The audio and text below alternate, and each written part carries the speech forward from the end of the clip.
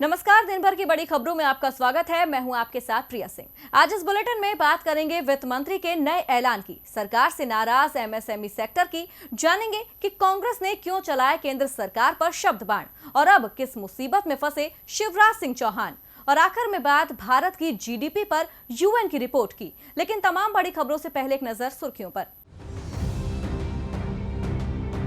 अर्थव्यवस्था को पटरी पर लाने के लिए राजस्थान सरकार का बड़ा फैसला, विदेशी कंपनियों को राज्य में निवेश को लेकर विचार कर रही है गहलोत सरकार। राष्ट्रीय राजधानी दिल्ली में फिर शुरू होंगी मेट्रो स्टेशन पर शुरू हुआ सैनिटाइजेशन का काम, मौजूदा हालात के चलते 22 मार्च से बंद है दिल्ली मेट्रो। विदेश से आने वाले लोगों के लिए चलेंगी यूपी रोडवेज बसें, मौजूदा स्वास्थ्य हालात के चलते विदेशों से भारतीयों की हो रही है वतन वापसी। महाराष्ट्र की उद्धव सरकार का बड़ा ऐलान, महाराष्ट्र में 31 मई तक बढ़ाई जाएगी पूर्णबंदी, बंद के इस चरण में दी जाएंगी कुछ रियायतें। हफ्ते के चौथे कारोबारी दिन शेयर बाजार में रही भारी गिरावट, सेंसेक्स 885 अंक और निफ्टी 240 पॉइंट नीचे हुआ बंद। सुर्खियों के बाद अब बात आज की सबसे बड़ी खबर की। पीएम मोदी के आर्थिक पैकेज के ऐलान के बाद राहत को लेकर सरकार की घोषणाओं का सिलसिला आज भी जारी रहा। एमएसएमई से लेकर रियल एस्टेट कंपनियों और आम करदाताओं के लिए कई बड़े ऐलान करने के बाद आज एक बार फिर वित्त मंत्री निर्मला सीतारमण मीडिया से मुखातिब हुई और कई नए ऐलान किए। तो आज इसी मुद्दे पर चर्चा के लिए हमारे साथ मौजूद हैं राजीव जी। लेकिन उससे पहले आज क्या कुछ कहा खास वित्त मंत्री ने, इस रिपोर्ट में देखिए। 20 लाख करोड़ का बड़ा आर्थिक पैकेज, जिससे देश के हर वर्ग को मदद मिलने की उम्मीद जताई जा रही है। आज इसी पैकेज के तहत घोषणाओं का सिलसिला जारी रहा। सरकार ने कर्मचारियों, कामगारों, गरीबों और अन्नदाताओं के लिए कई बड़े ऐलान किए। सरकार ने मुद्रा स्कीम के तहत 50,000 रुपए या उससे कम के मुद्रा लोन चुकाने पर 3 महीने की छूट मिली है। न्यूनतम वेज का अधिकार सभी वर्कर्स को देने की तैयारी। सरकार न्यूनतम वेज में क्षेत्रीय असमानता खत्म करने की योजना बना रही है। सभी कर्मचारियों के लिए सालाना हेल्थ चेकअप भी जरूरी करने की योजना, संसद में इस पर विचार किया जा रहा है। महिलाओं के लिए नाइट शिफ्ट में काम करने पर सुरक्षा के लिए गाइडलाइन लाई जाएंगी। घर वापस पहुंचे प्रवासी कामगारों को मनरेगा के तहत रोजगार दिया जाएगा। 2.33 करोड़ कामगारों को फायदा मिलेगा। सरकार मजदूरी पहले ही 182 से बढ़ाकर 202 रुपए कर चुकी है। शहरी गरीबों को 11,000 करोड़ रुपए की मदद दी गई है। राज्य सरकारों को इनके लिए फंड का इस्तेमाल करने की इजाजत है ताकि भोजन और आवास मुहैया कराए जा सके। अन्नदाता ने 4.22 लाख करोड़ का लोन लिया। लोन पर 3 महीने की छूट दी गई। इंटरेस्ट सबवेंशन स्कीम को बढ़ाकर 31 मई तक किया गया। 25 लाख नए किसान क्रेडिट कार्ड जारी किए गए हैं। 1 जून से one nation one ration card योजना हर राज्य में लागू होगी। 2 महीने तक प्रवासी कामगारों को अनाज फ्री में सप्लाई होगा। जिसके पास राशन कार्ड नहीं है उन्हें भी 5 किलो गेहूं, चावल, 1 किलो चना दिया जाएगा। इनके लिए 3,500 करोड़ रुपए का प्रावधान है। सरकार की दूसरी राहत किश्त में घोषणाएं सुनकर उन प्रवासी कामगारों ने जरूर राहत की सांस ली होगी जो लंबे इंतजार के बाद घर पहुंचे हैं। उम्मीद करेंगे कि सरकार की बातें सिर्फ घोषणाओं तक सिमट कर नहीं रहेंगी और धरातल पर प्रवासी कामगारों को इसका फायदा मिलेगा। अब रुक करते हैं राजीव जी का। राजीव जी, सरकार अब ऐलान पर ऐलान कर रही है, लेकिन जो मजदूर आज भी सड़क पर पैदल चल रहे हैं उन लोगों के बारे में शायद सरकार सोचना नहीं चाहती, क्योंकि आज भी वित्त मंत्री ने इन मजदूरों का जिक्र नहीं किया है। जी प्रिया, ये देखकर वाकई हैरानी होती है कि सरकार को आखिर विस्थापित मजदूरों का दर्द दिखाई क्यों नहीं देता है। 1-2 दिन नहीं बल्कि 1-2 महीने से रोजाना दिल को झकझोर देने वाली तस्वीरें हम लोगों के सामने आ रही हैं, जिनसे ये अनुमान लगाया जा सकता है कि ये मजदूर कितनी तकलीफों में हैं। बूढ़े, बच्चे, गर्भवती महिलाएं, बीमार, हर तरह के लोग सिर पर सामान उठाए हुए पैदल चले जा रहे हैं और सरकार केवल घोषणाओं का झुंझुना बजा रही है। मोदी जी ने जब राहत पैकेज की घोषणा की तो इन लोगों के लिए संवेदना के 2 शब्द नहीं कहे। उसके बाद कल वित्त मंत्री ने 20 लाख करोड़ की जो घोषणा मोदी जी ने की थी उसकी पहली हिस्सेदारी का जिक्र किया और बताया कि कैसे एमएसएमई को इससे मदद मिलेगी। हालांकि एमएसएमई सेक्टर इससे खुश नहीं है। एमएसएमई आपको पता ही है कि लघु एवं मध्यम उद्योग वर्ग जो है वो इससे खुश नहीं है। आज वित्त मंत्री ने दूसरी हिस्सेदारी का ऐलान किया है और इस ऐलान के सेंटर में जो थे वो प्रवासी मजदूर और रेहड़ी पटरी और खोमचे वाले थे। प्रवासी मजदूरों को 2 महीने तक मुफ्त ration, one nation one ration card, प्रवासियों को सस्ती कीमतों पर किराए के घर, रेहड़ी पटरी और खोमचे वालों के लिए स्पेशल लोन स्कीम जैसी कुछ बड़ी घोषणाएं जो हैं वो आज की गई हैं और वित्त मंत्री के द्वारा। लेकिन इन घोषणाओं से मूल समस्या का स्थायी समाधान निकलते हुए नहीं दिखाई दे रहा है। 2 महीने का राशन या कम किराए के घर से फौरी राहत तो मिल सकती है प्रिया, लेकिन अच्छे भविष्य के लिए स्थायी रोजगार और मजदूरी की सही कीमत मिलना जरूरी है। उस दिशा में सरकार कोई ठोस कदम उठाती तो बहुत अच्छा रहता, लेकिन ऐसा नहीं दिखाई दे रहा है। और इन सब से पहले हजारों लोग जो आज भी सड़कों पर हैं, उन्हें सुरक्षित घर पहुंचाने के लिए सरकार अगर कुछ खर्च तत्काल करे तो वाकई एक बड़े तबके को राहत मिलेगी। लेकिन अभी तो ये वर्ग राहत की आस में निराश बैठा हुआ है। जो सड़कों पर है उनकी हालत तो और भी खराब हो रही है और हम सब इसे देख ही रहे हैं प्रिया।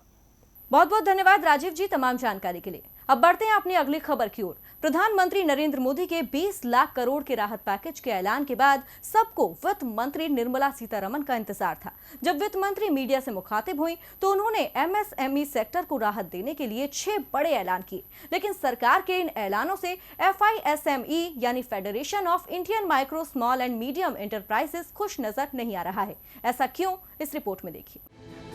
सरकार के राहत पैकेज की ओर उद्योग जगत टकटकी लगाए देख रहा था। MSME सेक्टर को सरकार से बड़ी उम्मीदें थी। वित्त मंत्री निर्मला सीतारमण ने राहत पैकेज की घोषणा के दौरान MSME को अर्थव्यवस्था की रीढ़ भी बताया और 6 बड़े ऐलान करते हुए मौजूदा मुसीबत से उबारने के लिए 3 लाख करोड़ रुपए का कोलेटरल फ्री लोन देने की भी घोषणा की। लेकिन सरकार का ऐलान FISME यानी federation of Indian micro small and medium enterprises को बिल्कुल भी पसंद नहीं आ रहा है। फेडरेशन ने इसे ऊंट के मुंह में जीरा बताया है। साथ ही कहा है कि सरकार का ऐलान केवल बनावटी और बहुत छोटा है, जिसमें MSME सेक्टर को राहत नहीं मिलेगी। एक निजी चैनल से बातचीत के दौरान FISME के प्रेसिडेंट अनिमेश सक्सेना ने कहा, सरकार से ये उम्मीद बिल्कुल नहीं थी। आज बड़े पैमाने पर MSME के सामने सैलरी की परेशानी है। मार्च और अप्रैल की सैलरी किसी तरह से कर्मचारियों को दे दी गई, लेकिन आगे अब देने की स्थिति में नहीं है। इसीलिए सरकार से कम 2 महीने तक कर्मचारियों की सैलरी की मदद की उम्मीद है। अगर MSME सेक्टर को सीधी मदद नहीं दी गई तो बड़े पैमाने पर लोग बेरोजगार हो जाएंगे। अनिमेश ने कहा कि MSME सेक्टर नाजुक हालत में है, उसे ऑक्सीजन की जरूरत है, लेकिन सरकार मेडिसिन दे रही है। अगर अभी सपोर्ट नहीं किया गया तो अगले 3-4 महीने में और बुरी हालत हो जाएगी। कुल मिलाकर देखा जाए तो MSME सेक्टर सरकार को राहत पैकेज पर दोबारा विचार करने की मांग कर रहा है। आपको बता दें कि MSME सेक्टर करीब 12 करोड़ लोगों को रोजगार देता है। ऐसे में देखना होगा कि MSME के लिए किए गए ऐलान पर सरकार दोबारा विचार करती है या नहीं, क्योंकि MSME सेक्टर की माने तो सरकार के राहत पैकेज से लोगों की नौकरियां बचती नहीं दिख रही हैं। तो केंद्र सरकार स्वास्थ्य मुसीबत से निपटने के लिए भले ही तमाम कोशिशें कर रही है, लेकिन जो मौजूदा हालात हैं उसमें सरकार की कई कमियां भी सामने आ रही हैं, जिसे लेकर सिर्फ MSME सेक्टर ही नहीं बल्कि विपक्ष भी सरकार को जमकर खरी खोटी सुना रहा है। जी हां, विपक्ष सरकार के खिलाफ मोर्चा खोले बैठा है। आज कांग्रेस ने पूर्णबंदी से लेकर बढ़ती बेरोजगारी के मुद्दे पर सरकार को आड़े हाथ लिया है। स्वास्थ्य मुसीबत ने जब से भारत में अपने पैर पसारने शुरू किए हैं, तब से सरकार पूर्णबंदी के जरिए ही इस पर लगाम लगाने की कोशिश कर रही है। पहले 22 मार्च को जनता से घर में रहने की अपील की, फिर प्रधानमंत्री नरेंद्र मोदी ने 25 मार्च से पूर्णबंदी का ऐलान कर दिया। लेकिन जब मुसीबत पर काबू नहीं पाया जा सका तो सरकार ने इसकी मियाद बढ़ानी शुरू कर दी। अब तक करीब 50 दिन का बंद जनता झेल चुकी है, जिसने लोगों को हर स्तर पर कई परेशानियों से रूबरू करवाया है, खासकर गरीब और कामगारों को, जिन्हें पूर्णबंदी ने भोजन तक के लिए तरसा दिया। यही कारण है कि विपक्ष सरकार पर बरस रहा है। आज भी कांग्रेस ने ट्वीट करते हुए केंद्र को घेरा है। लॉकडाउन सिर्फ अर्थव्यवस्था पर ही नहीं लगा, बल्कि ये लोगों के भोजन पर भी लगता जा रहा है। कई सर्वेक्षणों ने तो सदी की सबसे बड़ी भोजन की कमी फैलने तक की आशंका जताई है। लेकिन भाजपा सरकार इस पूर्वानुमानित मुसीबत को दूर करने के लिए कोई योजना नहीं बना रही। पूर्णबंदी से पहले गरीबों की रोजी रोटी के बारे में योजना नहीं बनाने को लेकर तो कांग्रेस ने मोदी सरकार को घेरा ही, साथ ही बेरोजगारी का मुद्दा भी उठाया। उन्होंने कहा कि बेरोजगार हुए ये करोड़ों युवा आत्मनिर्भर थे और देश की आत्मनिर्भरता में बहुत बड़ा योगदान दे रहे थे। शायद प्रधानमंत्री जी को इनका योगदान रास नहीं आया, तभी तो इनके बेरोजगार होने की परवाह नहीं की। दरअसल कांग्रेस ने पीएम मोदी के आत्मनिर्भर भारत को लेकर यहां तंज कसा है और उन लोगों की परेशानी का जिक्र किया है जिनसे पूर्णबंदी ने रोजगार छीन लिया है। ऐसे में अब सरकार कांग्रेस के इन तल्ख तेवरों पर क्या जवाब देती है और जरूरतमंदों की मुश्किलें कब तक आसान होती हैं, ये देखना होगा। यानी विपक्ष के तेवर सरकार पर दिन ब दिन और तल्ख होते जा रहे हैं, जिससे सरकार की मुसीबतें कम होने की जगह बढ़ती ही जा रही हैं। लेकिन दूसरी तरफ महाराष्ट्र में उद्धव सरकार जरूर गदगद नजर आ रही है। दरअसल आज उद्धव के सिर पर मंडरा रहे मुश्किल के वो बादल छट गए हैं जिसे लेकर काफी दिनों से महाविकास अघाड़ी सरकार की नींद उड़ी हुई थी। तो कहां और कैसे मिली है उद्धव को राहत, इस रिपोर्ट में देखिए। जब से उद्धव ने महाराष्ट्र की कमान संभाली है तब से वो काफी परेशान नजर आ रहे हैं। पहले सरकार बनाने में मुसीबत, फिर मंत्रिमंडल के गठन में समस्या और इसी बीच उद्धव की कुर्सी पर भी काले बादल मंडराने लगे, जिससे लगा कि उद्धव को सीएम पद छोड़ना पड़ेगा, क्योंकि उन्हें मुख्यमंत्री का पद संभाले हुए 6 महीने होने को थे और वो किसी भी सदन के सदस्य नहीं बने थे। लेकिन आज तमाम सियासी उठापटक के बीच आखिरकार उद्धव ने राहत की सांस ली है। जी हां, आज महाराष्ट्र के मुख्यमंत्री उद्धव ठाकरे और 8 अन्य लोग राज्य विधान परिषद के लिए निर्विरोध चुन लिए गए हैं। इसी के साथ सीएम उद्धव ठाकरे की कुर्सी पर छाए संवैधानिक काले बादल छट गए हैं। दरअसल सरकार की तमाम कोशिशों के बाद 21 मई को महाराष्ट्र की 9 विधान परिषद की सीटों पर चुनाव कराने का ऐलान किया गया था। मौजूदा स्वास्थ्य हालात को देखते हुए वोटिंग पर सवाल खड़े हो रहे थे और वोटिंग जरूरी भी दिखने लगी थी, क्योंकि 14 प्रत्याशी मैदान में आ गए थे जबकि सीटें 9 थी। इन सीटों के लिए 14 नामांकन दाखिल किए गए थे, जिसमें से 5 प्रत्याशियों ने या तो नाम वापस ले लिया या फिर तकनीकी आधार पर उनका नामांकन रद्द हो गया, जिसके चलते 9 प्रत्याशी ही मैदान में रह गए, जिसके चलते चुनाव के लिए वोटिंग की जरूरत ही नहीं रह गई। यही कारण है कि आज उद्धव समेत सभी 9 उम्मीदवारों को निर्विरोध एमएलसी चुन लिया गया, यानी अब उद्धव भी महाराष्ट्र विधान परिषद के सदस्य बन गए हैं। इसी के साथ सूबे में चल रही तमाम सियासी अटकलों के बीच अब महाविकास अघाड़ी सरकार स्थिर हो गई है, जिससे सत्ता पक्ष में खुशी की लहर है तो वहीं विपक्ष के अरमानों पर पानी फिर गया है। अब महाराष्ट्र में उद्धव की मुसीबतें तो खत्म हो गईं, लेकिन मध्य प्रदेश में मुख्यमंत्री शिवराज सिंह चौहान की मुसीबतें उनके अपने ही बढ़ा रही हैं, जिसकी झलकियां दिखनी शुरू हो गई हैं। दरअसल बीजेपी ने सियासी दांवपेच के बाद सरकार तो बना ली, लेकिन अब उसके अपने नेता ही मुख्यमंत्री शिवराज सिंह चौहान को आंख दिखाने लगे हैं और मध्य प्रदेश बीजेपी में बगावत के आसार नजर आने लगे हैं। मध्य प्रदेश में बीजेपी की जोड़-तोड़ की राजनीति के साथ ही शुरू हुई सियासी पटकथा हर बदलते दिन के साथ अपने रंग बदलती नजर आ रही है। कल राजभवन में राज्यपाल के साथ मुख्यमंत्री शिवराज सिंह चौहान की मुलाकात के बाद कैबिनेट विस्तार की खबरों ने तूल पकड़ा और अब शिवराज के पूर्व मंत्री ही उन्हें आंख दिखाने लग गए हैं। दरअसल बीजेपी का सिंधिया खेमे को ज्यादा तवज्जो देना बीजेपी के नेताओं को ही रास नहीं आ रहा है। एमपी बीजेपी नेताओं को अपनी सियासी डगर मुश्किल नजर आने लगी है और बीजेपी में बगावत के सुर बुलंद होने लगे हैं। शिवराज के पिछले कार्यकाल में मंत्री रहे दीपक जोशी अपनी ही सरकार को चिता रहे हैं। उनका कहना है कि अगर पार्टी ने उन्हें हिस्सेदारी नहीं दी तो वो दूसरे विकल्पों को तलाशने के बारे में सोच सकते हैं। आपको बता दें कि दीपक एमपी के पूर्व मुख्यमंत्री कैलाश जोशी के बेटे हैं। 2018 में हुए विधानसभा चुनाव में उन्हें देवास के हाट पिपलिया विधानसभा से मनोज चौधरी ने हराया था, जो अब उन्हीं 22 नेताओं में शामिल हैं जो कांग्रेस को अलविदा कहकर बीजेपी में शामिल हुए हैं।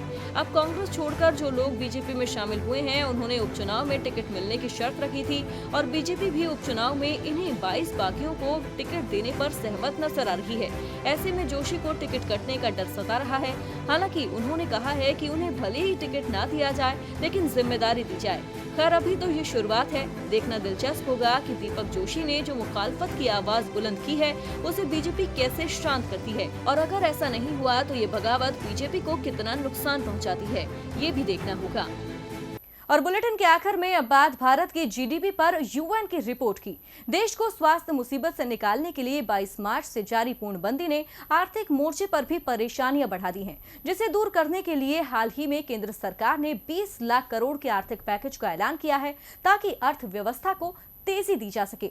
लेकिन इसी बीच भारत की जीडीपी का जो अनुमान संयुक्त राष्ट्र संघ ने लगाया है वो मोदी सरकार की बेचैनी बढ़ाने वाला है। भारतीय अर्थव्यवस्था साल 2019 से ही मंदी के हालात का सामना कर रही है। तमाम सेक्टर परेशानियों से जूझ रहे थे। विपक्ष भी सरकार को आगाह कर रहा था, मगर सरकार ने एक न सुनी, जिसका नतीजा ये हुआ कि जब देश पर स्वास्थ्य विपदा आई तो अर्थव्यवस्था की कमर पूरी तरह से टूट गई।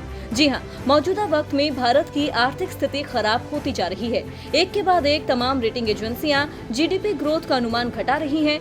इसी कड़ी में अब संयुक्त राष्ट्र संघ ने 2020 के लिए भारत की आर्थिक ग्रोथ के अनुमान को घटा दिया है। यूएन ने भारत की जीडीपी ग्रोथ का अनुमान 1.2% कर दिया है और वैश्विक अर्थव्यवस्था में 3.2% की तेज गिरावट की आशंका जाहिर की है। संयुक्त राष्ट्र ने कहा कि मौजूदा स्वास्थ्य मुसीबत के चलते पूरी दुनिया की अर्थव्यवस्था एक तरह से घुटनों पर आ गई है। संयुक्त राष्ट्र ने अपनी रिपोर्ट में कहा कि 2020 में भारत की आर्थिक ग्रोथ 1.2% रहेगी, जो कि 2019 से ही मंदी का सामना कर रही है। बीते साल भारत की जीडीपी ग्रोथ 4.1% ही थी।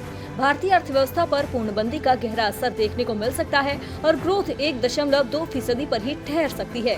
इसके साथ ही यूएन ने कहा कि मौजूदा वक्त में अनिश्चितता बढ़ गई है और 1930 की मंदी के बाद ये पहला मौका है जब इतनी बड़ी मुसीबत देखने को मिली है। संयुक्त राष्ट्र ने वैश्विक अर्थव्यवस्था को लेकर जारी अपने अनुमान में कहा कि दुनिया की जीडीपी में 3.2% की कमी आएगी। हालांकि 2021 में धीरे धीरे सुधार देखने को मिलेगा। विश्व अर्थव्यवस्था को इसके चलते 2020 और 2021 में $8.5 ट्रिलियन के आउटपुट का नुकसान होगा। इस तरह से दुनिया को 4 सालों में उत्पादन के चलते जो लाभ हुआ था वो खत्म हो गया है। आपको बता दें कि यूएन से पहले कई रेटिंग एजेंसियां भारत की आर्थिक वृद्धि दर का अनुमान घटा चुकी हैं, जिसमें मूडीज से लेकर अंतर्राष्ट्रीय मुद्रा कोष शामिल हैं, जिससे जाहिर हो रहा है कि स्वास्थ्य मुसीबत के कारण भारतीय अर्थव्यवस्था को काफी नुकसान हुआ है। ऐसे में केंद्र सरकार मुसीबत की घड़ी में अर्थव्यवस्था को पटरी पर लौटाने के लिए क्या कदम उठाती है, ये देखना होगा। तो फिलहाल दिन भर की बड़ी खबरों में मेरे साथ इतना ही। आप देखते रहिए टीवी लाइव। नमस्कार।